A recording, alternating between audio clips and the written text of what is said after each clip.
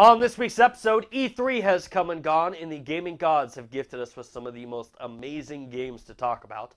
Bungie has unveiled the Destiny 2 open beta dates. Michael Bay announces that there's currently 14 scripts for future Transformers films. And finally, South Korea has a new celebrity.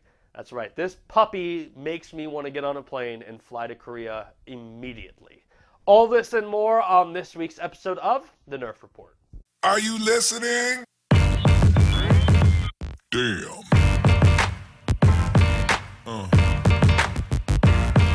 Yeah. Yeah.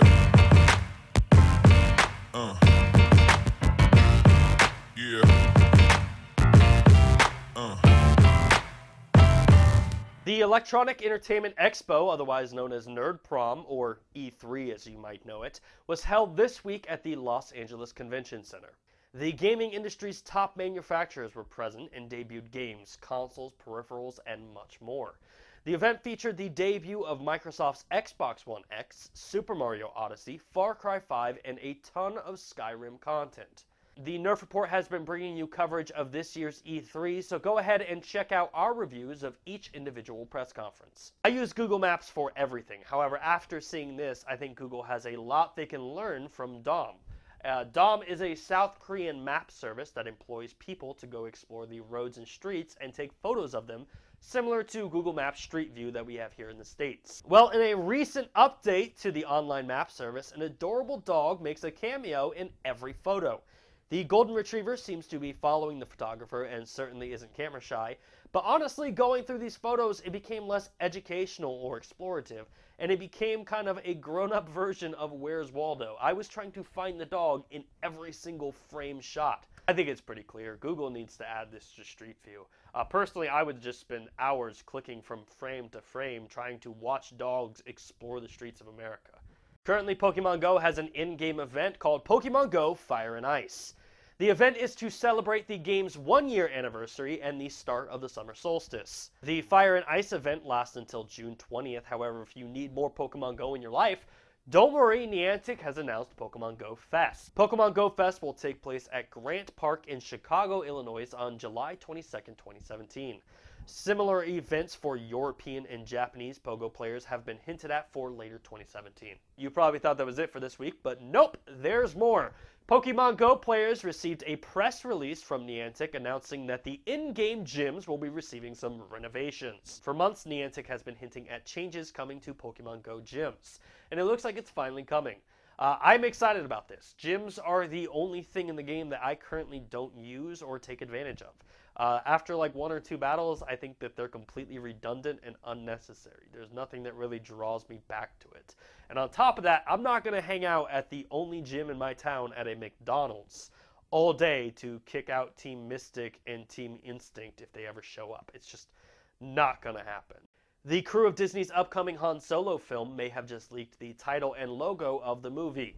MakingStarWars.net posted a series of photos from the crew's new Han Solo t-shirts. The logo says Star Wars Solo Crew 2017, and the line "We Shot First" is printed on the back.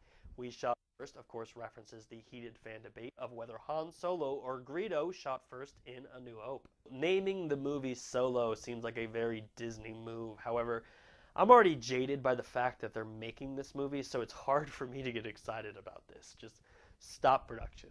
Don't release this movie. Han Solo has his story. We don't need anything else. Please, I'm begging you, Disney. Don't release this movie. Bungie has unveiled beta dates for its highly anticipated sequel of Destiny. Destiny 2 tells the story of the fall of the Tower and how Guardians must overcome Dominus Ghaul, the leader of the Cabal's Red Legion. At E3 this week, Bungie announced that PlayStation users who pre-ordered Destiny 2 will have access to the beta on July 18th. Owners of Xbox who pre-ordered will have access on July 19th, and the rest of the world will have to wait till July 21st. I can't wait to jump into this beta, and I hope each and every one of you will join me. If you have the PlayStation 4, please feel free to add me. My PSN is BryantChappelle1. Add me, and let's take back the tower. Neil Blomkamp, the director of District 9, was recently quoted in an interview with The Verge, hinting at the possibility of a District 9 sequel. In the interview, Neil said, "With District 9, I plan on making another film in that world. To go back and work with Weta and make another film would be very cool.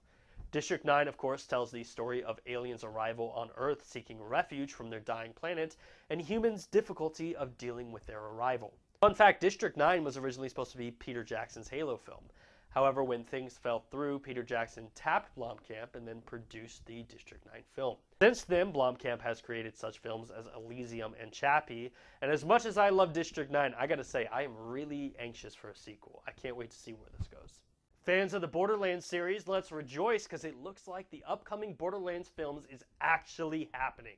Gearbox CEO Randy Pitchford revealed in a YouTube interview during E3 that the film is making great progress. During the interview, Randy said, "We've been developing scripts, and the strategy that we're on right now is that it's obviously all in the Borderlands universe. But rather than retell the stories that were in the game, we'll create new stories. So the film will have their own film canon. We'll use all the characters and scenarios. It's similar to what Marvel is doing. You can't read any particular film plot in a comic book, but there's a lot of characters, themes, and in fact, some of the situations are represented."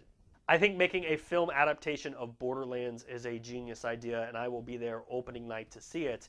But I do have one thing to say. If Olivia Munn is not Mad Moxie, I am boycotting this film.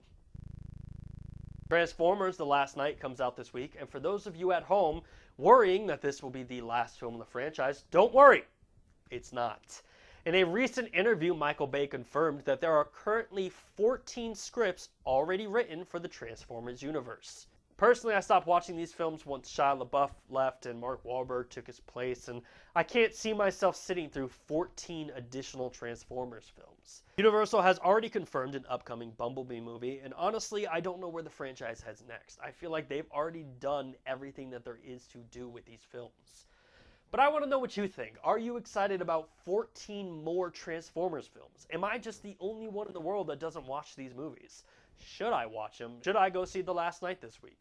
Let me know what you think in the comments down below. That is it for this week's episode of the Nerf Report. Thank you so much for watching. If you liked what you saw, make sure to give us a thumbs up down below, subscribe to our channel, and if you need more Nerf Report in your life, head on over to Twitter and follow @TheNerfReport for all your Nerf news. My name is Brian Chappelle. Thank you so much for watching, and until next time, this is the Nerf Report. Are you listening? Damn.